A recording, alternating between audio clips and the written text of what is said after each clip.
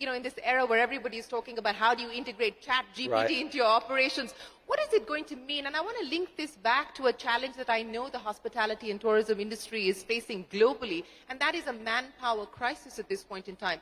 How do the two converge? So I get this question a lot, particularly in the wake of ChatGPT. And in fact, I spoke at MIT in Massachusetts a few weeks ago, and I had a student raise their hand and say, "Isn't this exciting? Couldn't you imagine a day where you have a hotel with no employees?" And my response was, "My goodness, I hope not." Right? We are in the hospitality industry, and so of course technology will continue to drive efficiency in the operation of our hotels. But my hope and my expectation is that what technology will also do is create capacity for our associates so that they have more capacity to really engage in a personal way with our guests. Yeah, I would imagine a hotel with no people. Right. On the other side, it is going to be a bit problematic. At least I can't imagine one at this point in time. What are you changing in the prototype of some brands like Moxy? I think you just spoke about that. You spoke about the vacation homes expanding in India as well. So I think we've covered some of those questions. If you have fresh questions coming in for Tony, although I would make send one them comment there. Go ahead. It's this debate goes on in the U.S. and I'm sure in other countries around the world every day. But for U.S. companies, I think we're all faced with a fundamental question. Are we a global company, or are we a U.S. company that happens to have some operations outside our borders? Certainly our aspiration is to be a true global company. And when you think about growing brands in different markets around the world, your willingness to invest the time and energy to understand the wants and needs of the domestic traveler and customize your brand, certainly maintaining a thread of continuity on a global basis. But we were talking in a meeting this morning about when we brought Fairfield to India. We spent months and months doing focus groups with Indian travelers. It influenced the name we used, it influenced the design, it influenced the service offering. And certainly a US or a European traveler would recognize that it's a Fairfield, but that's a product that is tailored to the local Indian traveler. And I think if you aspire to be a real global company, you've got to have the willingness to adapt and not just pull your domestic prototype off the shelf and roll it out globally. I think that's an important point that you make in terms of staying global, but also staying relevant to local needs and experiences. Tony, what I want to understand from you, from a industry perspective and specifically from a Marriott perspective, sustainability and the efforts on that front, because this is an industry that's part of the problem and needs to do much more as far as the solution is concerned. So specific priority areas on the sustainability agenda that you intend to focus on. Of course, and I certainly I can talk about Marriott, but it is a challenge for everyone in this room. From a personal perspective, I'm very much of the view that I'm fortunate to be a temporary tenant on this beautiful planet, and I feel a personal responsibility to protect the planet. But even if you don't have that view, it is a business imperative. When I think about the four constituents that we serve, our guests, our associates, our owners, and our investors, all of them are demanding not just flowery language, but substantive goals and demonstrated progress against those goals. So of course we've made a commitment to get to net zero by no later than 2050. We've made commitments on water and energy and the like. The one thing I worry about a little bit, there's so much focus on climate, which there should be, but there are other areas under the umbrella of ESG. Food waste is maybe the best example of that. 40% of the food that is produced in the world ends up in the trash. And you've got food insecurity around the globe. And so I think there are a variety of areas where the company is focused to setting meaningful goals and then publishing annually our Serve 360 report, which demonstrates our progress against each of those goals. And progress on gender parity, because I know that that is something that you're focused on as well. It is. It's an interesting question. On one hand, I look and I say our C-suite is at gender parity. What we call our senior leadership, vice president and above globally, by the end of this year, we'll be at gender parity. More than half our board is at gender parity. So we have a wonderful story to tell. And each and every time I share those statistics, my answer is, and that's not nearly enough. Because whether it's on sustainability, whether it's on diversity, equity, and inclusion, I am of a firm view that the minute you are self-satisfied in those areas, you go into a bit of a death spiral. It requires consistent and deliberate focus to achieve the sort of goals that our industry demands. You know, speaking of consistent and deliberate goals, I want to ask you this in the context of the competitive landscape. And there's a question that's come in.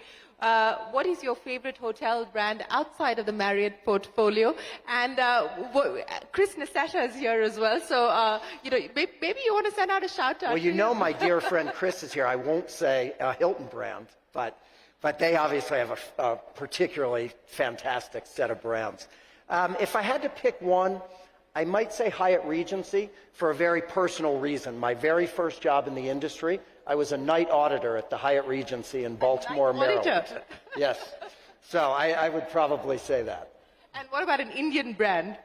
An Indian brand? Well, it's hard not to say Taj. I mean, Taj is an iconic brand on a global basis, and I think they have generated some of the world's most extraordinary hotel leaders that have taken that expertise around the world.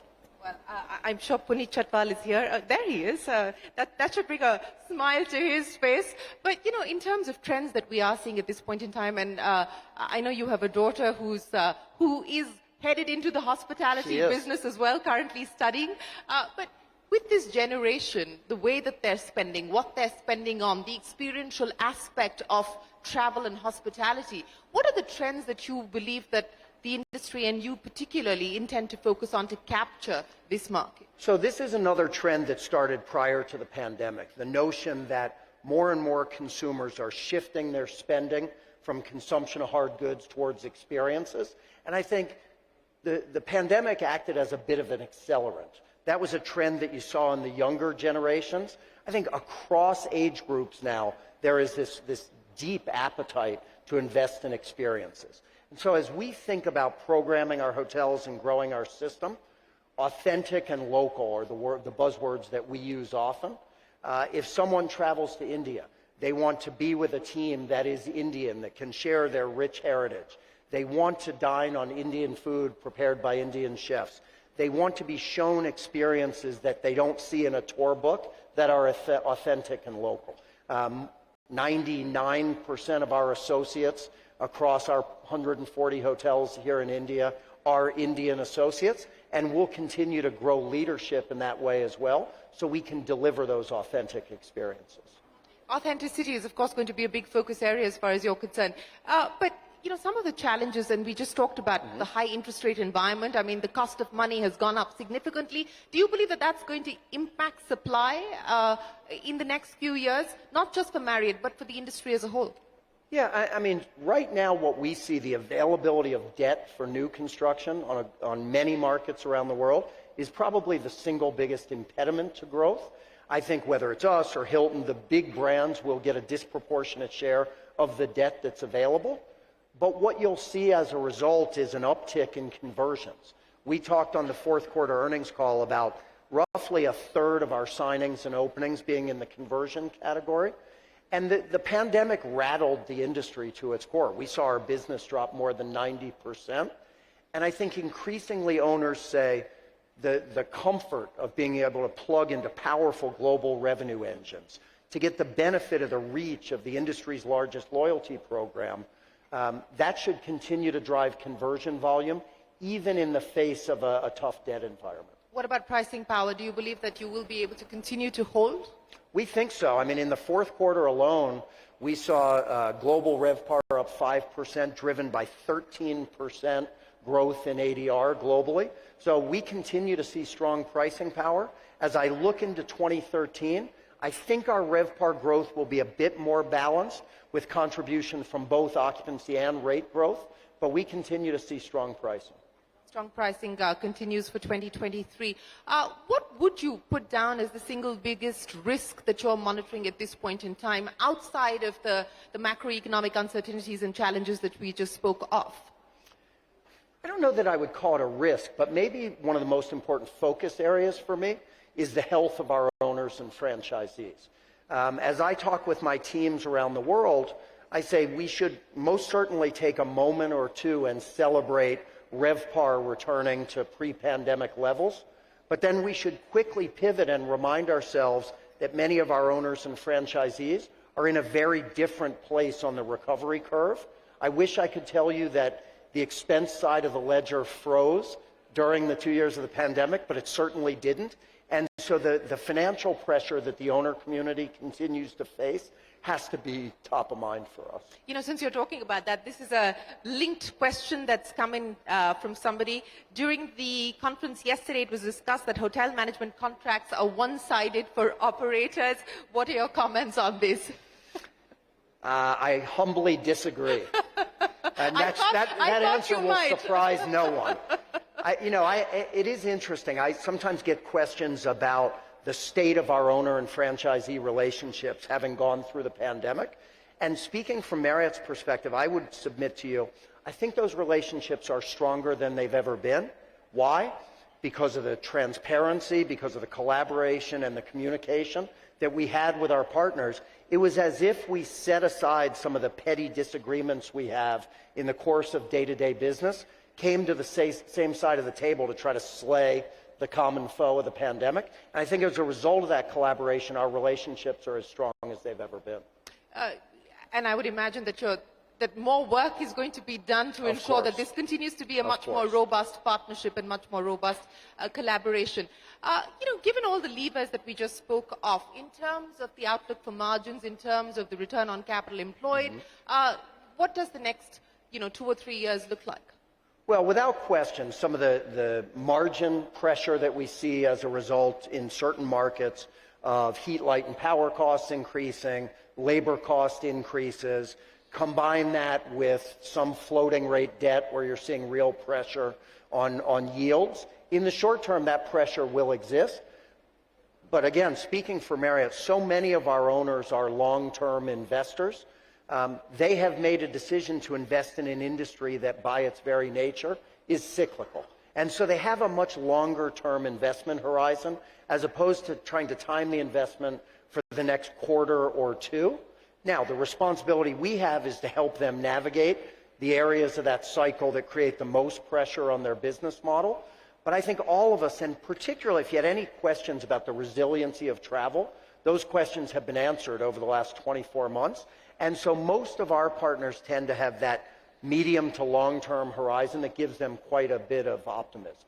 You talked about the resilience of the hospitality industry, and I think that there were many obituaries written about many industries at the start of the pandemic. Travel, hospitality, aviation were just few of them. What has the pandemic taught you personally as an individual, but more importantly as a CEO?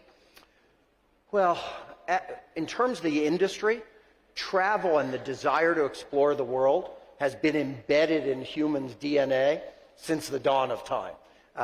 So I don't think that will change. I think the last 24 months is the best illustration of that. I shared with you a quote that I love from the Roman philosopher Seneca, who said, "Travel and change of place imparts vigor to the mind." And one of the things I love about that quote, you mentioned I have a college-age daughter. I'm convinced she thinks travel became popular when Instagram launched. But the reality is travel has been part of what human beings crave forever. And that gives me enormous optimism. In terms of taking on my new role in the face of this challenge, it's really about transparent communication and the value of deliberate listening. Whatever we've done to improve our relationship with our stakeholders, it's a result of not talking so much. It's of sitting and clearing our mind and being deliberate about listening to what we can do to help them grow their businesses. Well, Tony, that's the perfect end to our conversation. Right. Thank you so much for listening, but thank you so much for answering my questions as well and sharing your insights on what we are seeing in terms of demand, what we're seeing in terms of emerging trends, but more importantly, where the Marriott Group is headed over the next few years. Always a pleasure. Thank you very, very much. Thank you. Appreciate it.